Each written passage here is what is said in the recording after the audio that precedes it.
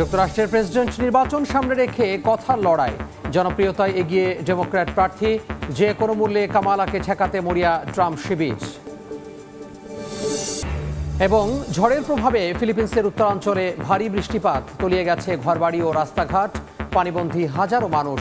ভারতে গুজরাটে বন্যা পরিস্থিতির উন্নতি।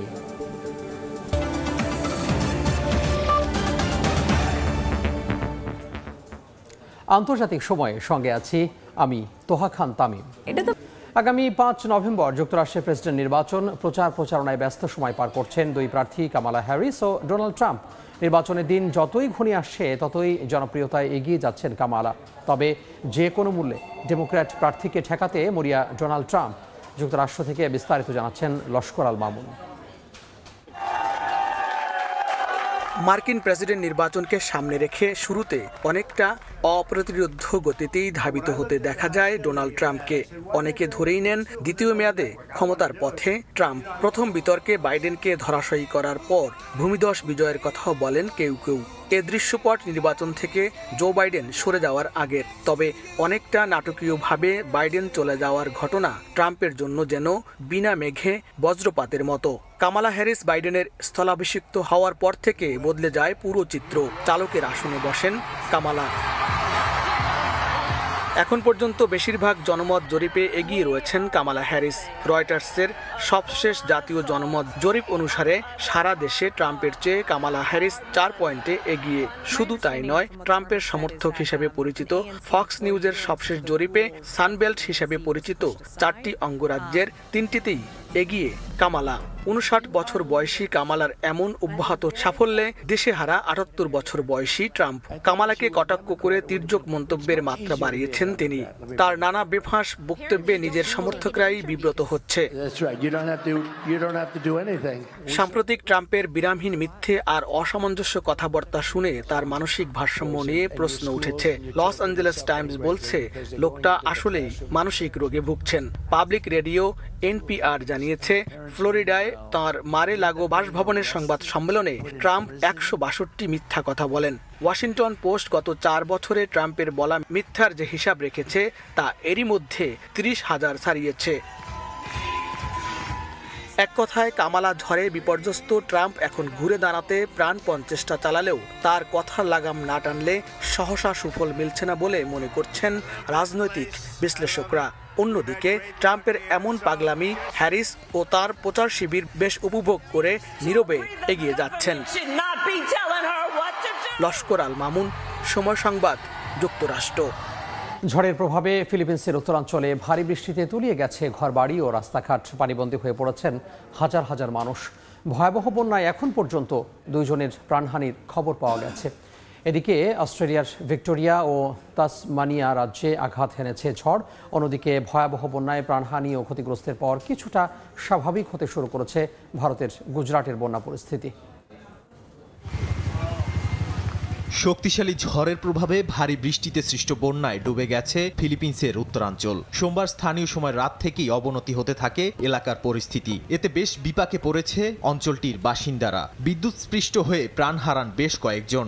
বন্ধ করা হয় শিক্ষা প্রতিষ্ঠান। এছাড়া বন্যার পানি বাড়ার সঙ্গে সঙ্গে হাজারো বাসিন্দাদের নিরাপদ আশ্রয়ে সরিয়ে নেওয়ার জন্য সতর্কতা জারি করেছে দেশটির সরকার।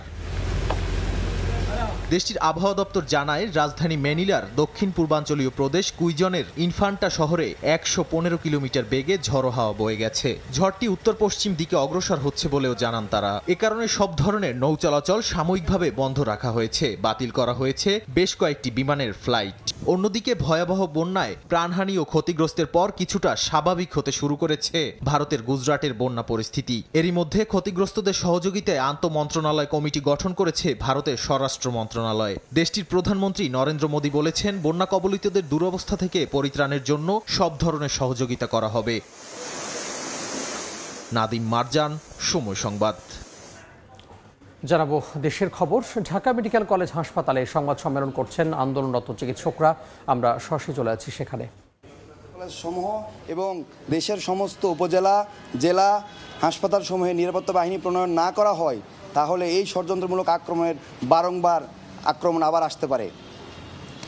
বর্তমান পরিস্থিতির উপর ভিত্তি করে আমরা আমাদের 2টি দাবি পেশ করছি। এখানে যে সন্ত্রাসীরা গ্রেপ্তার হয়নি তাদের অতি দ্রুত গ্রেপ্তার করে আইনের আওতায় আনতে হবে এবং তাদের দৃষ্টান্তমূলক শাস্তির ব্যবস্থা করতে হবে যেন এই ধরনের অপরাধ আর কোথাও না হয়।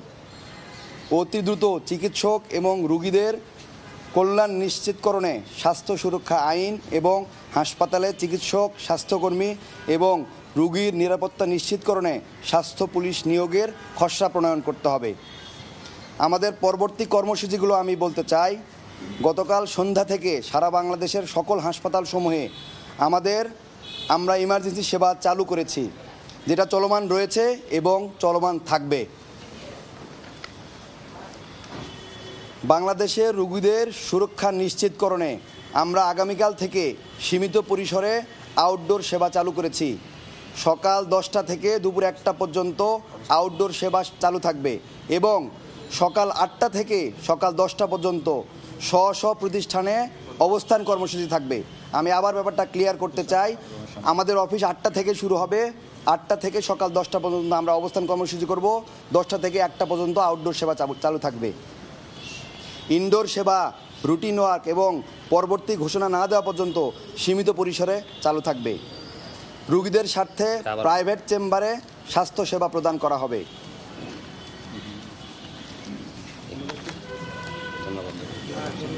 ধন্যবাদ সবাইকে।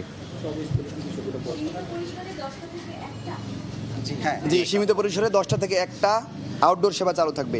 ইনডোর সেবা এবং রুটিন ওয়ার্ক পরবর্তী নির্দেশনা না দেওয়া পর্যন্ত সীমিত পরিসরে চলতে থাকবে।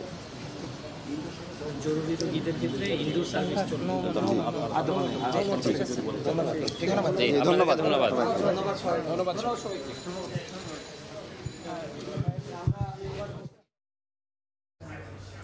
আমরা সরাসরি যুক্ত হয়েছিলাম ঢাকা মেডিকেল কলেজ হাসপাতাল থেকে। আন্তর্জাতিক সময় আরও থাকছে। বৈষম্যহীন বাংলাদেশের প্রত্যাশা, ফ্রান্স প্রবাসীদের নতুন করে দেশ গড়তে একসঙ্গে কাজ করার আহ্বান, দূতাবাসের বৈষম্যমূলক আচরণ দূর করতে দক্ষিণ কোরিয়ায় স্মারকলিপি। উন্নত জীবনের আশায় যুক্তরাষ্ট্রে প্রবেশের অপেক্ষায় মেক্সিকোয় খোলা আকাশের নিচে দিন পার করছেন হাজার হাজার অভিবাসন প্রত্যাশী, যাদের বেশিরভাগই অনলাইনে অ্যাপয়েন্টমেন্টের জন্য দিনের পর দিন অপেক্ষায় আছেন। অবস্থা এমন পর্যায়ে দাঁড়িয়েছে যে বাধ্য হয়ে থাকতে হচ্ছে বিভিন্ন আশ্রয় কেন্দ্রে। উন্নত বাসস্থান, সুপেয় পানি কিংবা ভালো খাবারের পরোয়া না করেই দিনের পর দিন, মাসের পর মাস মানববেতর জীবনযাপন করছেন বহু মানুষ। উত্তর আমেরিকার দেশ মেক্সিকোর রাজধানী মেক্সিকো সিটিতে অস্থায়ী ক্যাম্প স্থাপন করে যুক্তরাষ্ট্রের সীমান্ত পাড়ি দেওয়ার আশায় অপেক্ষার প্রহর গুনছেন হাজার হাজার অভিবাসন প্রত্যাশী। যুক্তরাষ্ট্রের কাস্টমস ও সীমান্ত রক্ষা বাহিনীর CBP-1 নামের মোবাইল অ্যাপের মাধ্যমে রেজিস্ট্রেশন করে সাক্ষাৎকারের জন্য তাদের এই অপেক্ষা। প্রতিদিন প্রায় 1500 মানুষ এই অ্যাপের মাধ্যমে নাম নিবন্ধন করে থাকেন। উন্নত জীবনের আশায় বহু বছর ধরে যুক্তরাষ্ট্রে পথ পাড়ি দিচ্ছেন লাখ লাখ অভিবাসন প্রত্যাশী। নানা চড়াই উতরাই পার করে কেউ কেউ পৌঁছাতে পারলেও অনেকে আটকে যান সীমান্তে। অন্যান্য দেশের তুলনায় মেক্সিকো থেকে বেশিরভাগ মানুষ যুক্তরাষ্ট্রে ঢোকার আশায় থাকেন। রাজধানীর লা মের্সেড এলাকায় একটি গির্জার সামনে তাঁবু বানিয়ে বসবাস করছেন অনেকে। এই ক্যাম্পে পানি, খাবার ও স্বাস্থ্যসেবা খুবই সীমিত। ন্যূনতম সুরক্ষা ছাড়াই অনেকে বাস করছেন খোলা আকাশের নিচে। ক্যাম্পে অভিবাসন প্রত্যাশীরা নিজেদের মধ্যে দায়িত্ব ভাগ করে নেন। নিজেদের নিরাপত্তা সহ নানা প্রয়োজন মেটাতে এই ব্যবস্থা। কোনো নির্দিষ্ট ব্যক্তি বা প্রতিষ্ঠানের সহায়তা না থাকায় সুপেয় পানি সহ সুযোগ সুবিধা নিশ্চিত করতে নিজেরাই নিচ্ছেন নানা উদ্যোগ। ভিন্ন ভিন্ন পরিবার থেকে আসলেও এখানে আমরা একই পরিবারের মতো আছি। যতটা সম্ভব একসঙ্গে থাকার চেষ্টা করি, একে অপরকে সাহায্য করি।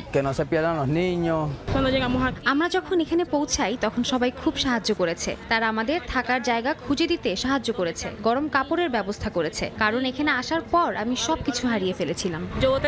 যুক্তরাষ্ট্রের সীমান্তে যাওয়ার সুযোগ না পাওয়ায় অভিবাসন প্রত্যাশীদের দীর্ঘ সময় মেক্সিকো সিটির এই ক্যাম্পগুলোতে অবস্থান করতে হচ্ছে। ভবিষ্যৎ নিয়ে নানা শঙ্কায় দিন পার করছেন তারা। ইয়াসিন মোহাম্মদ জিসান, সময় সংবাদ। জার্মানির দুটি প্রদেশের স্থানীয় নির্বাচনে দারুণ সাফল্য পেয়েছে কট্টর ডানপন্থী রাজনৈতিক দল AfD। অঙ্গরাজ্য থুরিঙ্গেনে 33% ও মধ্য জার্মানির জাকসেনে 30% ভোট পেলেও একক সংখ্যাগরিষ্ঠতা না পাওয়ায় রাজ্য শাসনে দলটিকে পড়তে হবে জটিলতায়। জার্মানি থেকে বিস্তারিত বিটু বড়ুয়া রিপোর্টে। জার্মানির প্রাদেশিক নির্বাচনে চমক দেখিয়েছে দেশটির সবচেয়ে আলোচিত, সমালোচিত ও চরম রক্ষণশীল ডানপন্থী রাজনৈতিক দল অল্টারনেটিভ ফর ডয়েচল্যান্ড AfD রোববার মধ্য জার্মানির অঙ্গরাজ্য টুইরিংয়ের নির্বাচনে সর্বমোট 33.2% ভোট নিয়ে এগিয়ে আছে AfD। দ্বিতীয় সর্বোচ্চ 23.6% ভোট পেয়েছে জার্মান সংসদে বিরোধী রাজনৈতিক দল ক্রিশ্চিয়ান ডেমোক্রেটিক পার্টি CDU। তৃতীয় দল হিসেবে নির্বাচনে ভোটারদের মন জিতে নিয়েছে সম্প্রতি যাত্রা শুরু করা বুইন্ডনিস জারা বাগেনকনেস্ট। দলটি পেয়েছে 15.6%। অন্যান্য দলের মধ্যে বামপন্থী দল দি লিঙ্কে 12.7%, ক্ষমতাসীন SPD 6, গ্রিন দল 3.4% ভোট পেয়েছে। একই দিনে প্রতিবেশী অঙ্গরাজ্য জ্যাকসনের প্রাদেশিক নির্বাচনেও হাড্ডাহাড্ডি লড়াইয়ের মাধ্যমে নিজেদের শক্তিমত্তার জানান দিয়েছে কট্টরপন্থী দল AfD। দিনভর ভোট গ্রহণ শেষে ফলাফল বলছে 31.5% ভোট পেয়ে এগিয়ে আছে ক্রিশ্চিয়ান ডেমোক্রেটিক পার্টি CDU। প্রদেশটিতে কম যায়নি AfDও। এই প্রদেশে 11.5% ভোট পেয়ে ভোটারদের অন্যতম পছন্দের দলটি যথারীতি জারা বাগেনকনেস্টের BSP। তার পরের অবস্থানে সলসের SPD, গ্রিন দল ও দি লিঙ্কে। এদিকে প্রদেশ দুটিতে কোনো রাজনৈতিক দলই একক সংখ্যাগরিষ্ঠতা না পাওয়ায় স্থানীয় সরকার গঠনে কিছুটা হলেও সংকটে পড়তে হতে পারে রাজনৈতিক দলগুলোকে।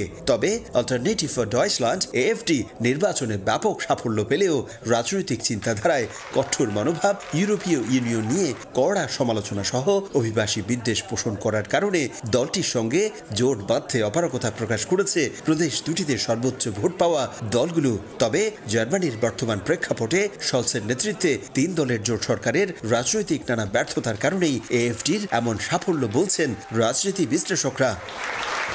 জার্মানি থেকে বিটু বড়ুয়া, সময় সংবাদ। দক্ষিণ কোরিয়ার প্রবাসীদের দীর্ঘদিনের বিভিন্ন সমস্যা এবং দূতাবাসের বৈষম্যমূলক আচরণ পরিহার সহ 13 দফা দাবি আদায়ে বাংলাদেশের রাষ্ট্রদূতের হাতে স্মারকলিপি তুলে দেয় বাংলাদেশ মুসলিম কমিউনিটি। দাবি পূরণের আশ্বাস দেওয়া হয়েছে বলে জানিয়েছেন কমিউনিটির নেতারা। দক্ষিণ কোরিয়া থেকে মোহাম্মদ হানিফের রিপোর্ট। কমিউনিটি দক্ষিণ কোরিয়া বরাবর রাষ্ট্রদূত বাংলাদেশ দূতাবাস। দক্ষিণ কোরিয়া প্রবাসীদের বিভিন্ন সমস্যা সমাধানে 13 দফা দাবি সম্বলিত একটি স্মারকলিপি বাংলাদেশের রাষ্ট্রদূতের হাতে তুলে দেন দেশটিতে বাংলাদেশি মুসলিম কমিউনিটির সদস্যরা। স্মারকলিপিতে রাষ্ট্রদূতের মাধ্যমে দেশে ডক্টর মোহাম্মদ ইউনূসের নেতৃত্বাধীন নতুন অন্তর্বর্তীকালীন সরকারকে অভিনন্দন জানানো হয়। বাংলাদেশের রাষ্ট্রদূতের নেতৃত্বে দূতাবাসের বৈষম্যমূলক আচরণ পরিহার করে প্রবাসীদের কল্যাণে স্বচ্ছতা ও সহযোগিতার ভিত্তিতে সকল কার্যক্রম পরিচালিত হওয়া সহ বেশ কয়েকটি গুরুত্বপূর্ণ বিষয় স্মারকলিপিতে তুলে ধরা হয়। আমাদের প্রবাসীরা বেসিক ডেতে গিয়ে অফিসিয়াল কাজগুলো করতে হতো, তো এই জায়গাটাতে দেখা যায় আমাদের ভাইদের জন্য অনেক জটিল হয়, কোম্পানিতে ছুটি পায় না।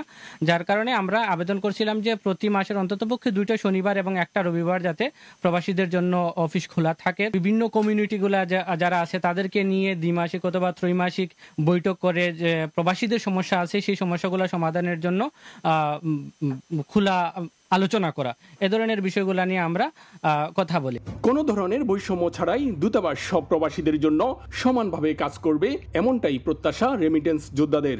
আমরা চাই যে আমাদের এই এম্বাসি কাজ করবে আমাদের সাধারণ প্রবাসীদের জন্য, সকল প্রবাসীদেরকে সমানভাবে দেখবে, যেন কোনো বৈষম্য না থাকে সেটার ব্যাপারে অ্যাম্বাসিডার সাথে কথা হয়। তিনি আমাদেরকে আশ্বস্ত করেন এ বিষয়ে যে সামনের দিনগুলোতে আর এম্বাসিতে কোনো ধরনের বৈষম্য থাকবে না। এদিকে তাদের দাবিগুলো পর্যায়ক্রমে পূরণ করা হবে বলে আশ্বাস দেওয়া হয়েছে বলে জানিয়েছেন কমিউনিটির নেতারা। বৈষম্য দূর করতে উজ্জ্বল দৃষ্টান্ত দক্ষিণ কোরিয়া। সব ধরনের বৈষম্য দূর করার মাধ্যমে নিম্ন আয়ের অর্থনীতি থেকে উচ্চ আয়ের অর্থনীতিতে রূপান্তরিত হওয়ার গুটি কয়েক দেশের মধ্যে অন্যতম একটি দেশ দক্ষিণ কোরিয়া। দক্ষিণ কোরিয়া থেকে মোহাম্মদ হানিফ, সময় সংবাদ। দূতাবাসগুলোতে নানা ধরনের বৈষম্যমূলক আচরণের অভিযোগ করে থাকেন প্রবাসীরা। সব বৈষম্য দূর করতে পদক্ষেপ নেয়ার জন্য অন্তর্বর্তীকালীন সরকারের কাছে দাবি জানিয়েছেন ফ্রান্স প্রবাসীরা। প্যারিস থেকে মোহাম্মদ লুৎফর রহমান বাবুর রিপোর্ট। আন্দোলন, সংগ্রাম ও নানা পথ পরিক্রমার মধ্য দিয়ে বৈষম্যহীন এক বাংলাদেশের যাত্রা শুরু হয়েছে। ফ্রান্স প্রবাসী বাংলাদেশিরাও এই স্বপ্নের সারথি। ফ্রান্সে বৈষম্য বিরোধী আন্দোলনের সঙ্গে যুক্তরা বলছেন, নতুন করে দেশ গড়তে ও সবার সমান অধিকার নিশ্চিত করতে সবাইকে এক হয়ে কাজ করতে হবে। আমরা চাই না কোনো প্রকার কোনো সিন্ডিকেট থাকুক, আমরা চাই না কোনো জায়গাতে কোনো দল নিয়ন্ত্রণ করুক, আমরা চাই না কারো নিয়ন্ত্রণে বাংলাদেশটা আবার নষ্ট হয়ে যাক।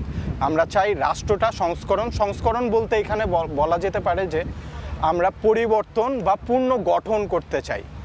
আমাদের গোড়ায় সমস্যা, গোড়া থেকে আমরা নতুনভাবে নতুন করে বাংলাদেশকে সৃষ্টি করতে চাই। কেউ যেন রাজনৈতিক পরিচয়ের জন্য এক্সট্রা কোনো সুযোগ সুবিধা না পায়, সবার জন্য সমান অধিকার, আমরা কোনো বৈষম্য চাই না। নতুন বাংলাদেশ আমার কাছে এটাই প্রত্যাশা থাকবে। স্কলারশিপ নিয়ে বিদেশে পড়তে আসার ক্ষেত্রেও কোনো সময় বৈষম্যের শিকার হতে হয়েছে মেধাবীদের। তবে নতুন বাংলাদেশে যেন সেই বৈষম্য আর না থাকে, সেই প্রত্যাশা তাদের। অনেক সময় সেই স্কলারশিপগুলো শুধুমাত্র রাজনৈতিক পরিচয় যাদের আছে তাদেরকে দেওয়া হয়েছে, যাদের রাজনৈতিক পরিচয় নেই তাদের মেধা থাকা সত্ত্বেও তাদেরকে সেই স্কলারশিপগুলো পাওয়ার সুযোগ করে দেওয়া হয়নি।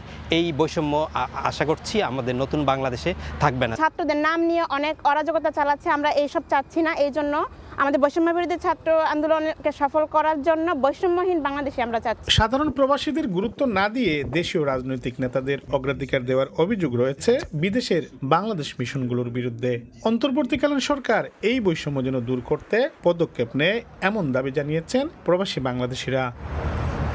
বহু ত্যাগ তিতিক্ষা ও প্রাণের বিনিময়ে বৈষম্যহীন এক বাংলাদেশের স্বপ্ন নিয়ে যে নতুন বাংলাদেশের যাত্রা শুরু হয়েছে, সেই বাংলাদেশে যেমন থাকবে না আর কোনো বৈষম্য, তেমনি বিদেশে বাংলাদেশের মিশনগুলোতেও প্রবাসী বাংলাদেশিরা বৈষম্যমূলক কোনো আচরণের শিকার হবেন না, এমন প্রত্যাশায় এখানকার বাংলাদেশিদের। মোহাম্মদ লুৎফুর রহমান বাবু, সময় সংবাদ, প্যারিস। জাপানে চাকরি ছাড়তে ভাড়া করতে হচ্ছে রেজিগনেশন এজেন্সি। শুনতে অবাক লাগলেও এমনই ঘটনা ঘটেছে জাপানে। চাকরি ছাড়তে রীতিমতো এজেন্সির দ্বারস্থ হচ্ছেন অনেকে। কর্মীদের অতিরিক্ত কাজের চাপ দেওয়ার জন্য বদনাম রয়েছে জাপানে।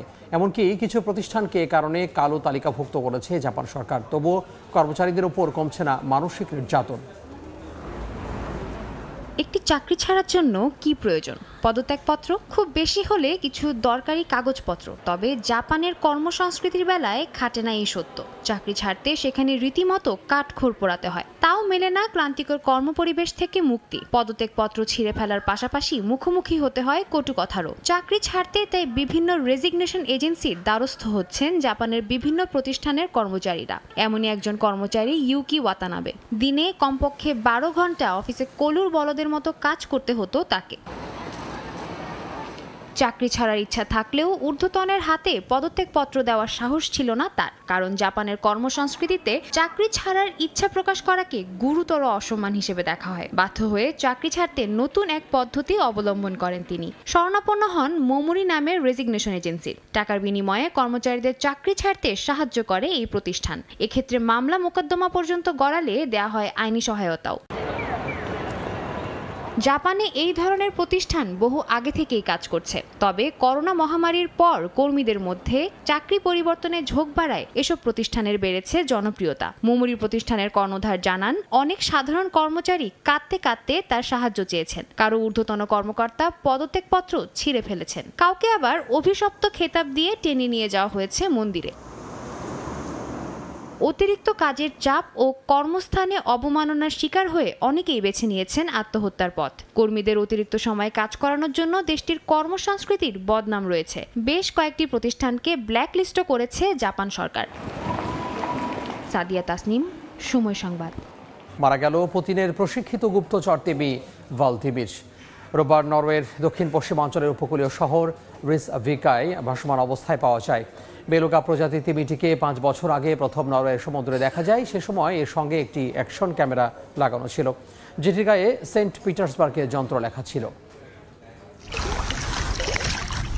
রুশ প্রেসিডেন্ট ভ্লাদিমির পুতিনকে নিয়ে রহস্যের শেষ নেই। বিশ্বের নানা প্রান্তে তাকে নিয়ে রয়েছে নানা গল্পগাথা। এরই ধারাবাহিকতায় বছর 5 আগে ইউরোপে এক গুজব ছড়িয়েছিল একটি বেলুগা প্রজাতির তিমি নিয়ে। সে সময় নরওয়ের সাগরে গায়ে সেন্ট পিটার্সবার্গের যন্ত্র লেখা এবং একটি অ্যাকশন ক্যামেরা লাগানো অবস্থায় পাওয়া যায় তিমিটি। এরপর সেটি রাশিয়ার প্রশিক্ষিত গুপ্তচর তিমি হতে পারে বলে ধারণা করা হয়। অবশ্য অতীতে এমন ঘটনা অহরহ হয়েছে বলে জানান বিশেষজ্ঞরা। যদিও পুতিন প্রশাসন কখনোই এ বিষয় নিয়ে মুখ খোলেনি। এরই মধ্যে কেটে যায় 5 বছর। এরপর রোববার নরওয়ের দক্ষিণ পশ্চিমাঞ্চলের উপকূলীয় শহর রিজাভিকায় আবারও পাওয়া গেছে ভালদিমির নামের এই তিমিটিকে। তবে সেটি মৃত অবস্থায় মিলেছে। মেরিন মাইন্ড নামের একটি সংগঠন ভালদিমের মরদেহটি আবিষ্কার করে। পরীক্ষা নিরীক্ষার জন্য তিমিটিকে নিকটস্থ বন্দরে নিয়ে যাওয়া হয়। সংগঠনটি বছরের পর বছর ধরে তিমিটির গতিবিধি অনুসরণ করছিল। সংগঠনটির প্রতিষ্ঠাতা সেবাস্তিয়ান স্ট্র্যান্ড বার্তা সংস্থা এএফপিকে জানান, তিমিটির মৃত্যুর কারণ এখনও অজানা, এমনকি দেহে কোনো আঘাতের চিহ্নও ছিল না। তিমিটি মানুষের সঙ্গে বেশ সৌহার্দ্যপূর্ণ আচরণ করত, মানুষের হাতের ইশারায় কাছে চলে আসত। নরওয়ের গোয়েন্দা সংস্থা জানায়, তিমিটি নরওয়ের জলসীমা অতিক্রম করার আগে রাশিয়ার কোনো গবেষণা কেন্দ্রে আটকে ছিল।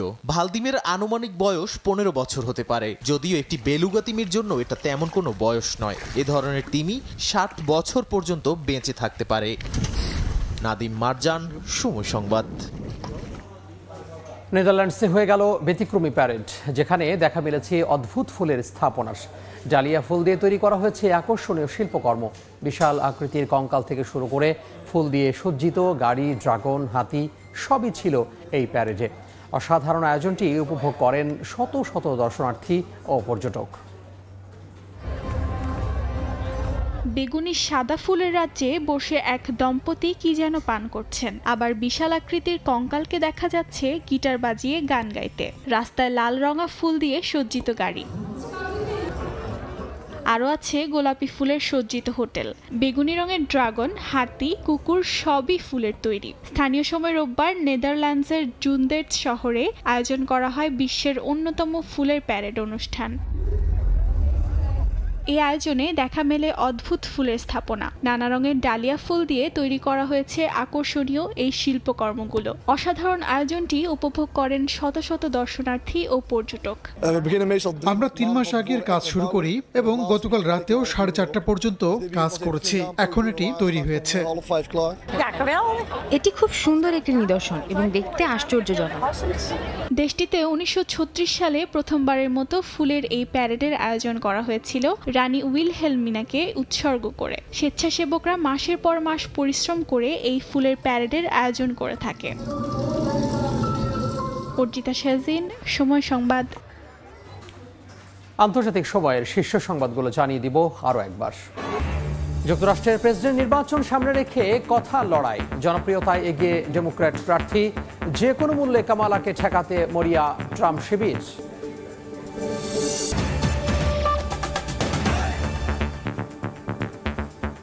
এই ছিল আন্তর্জাতিক সময়ে। সঙ্গে থাকুন সময়ের।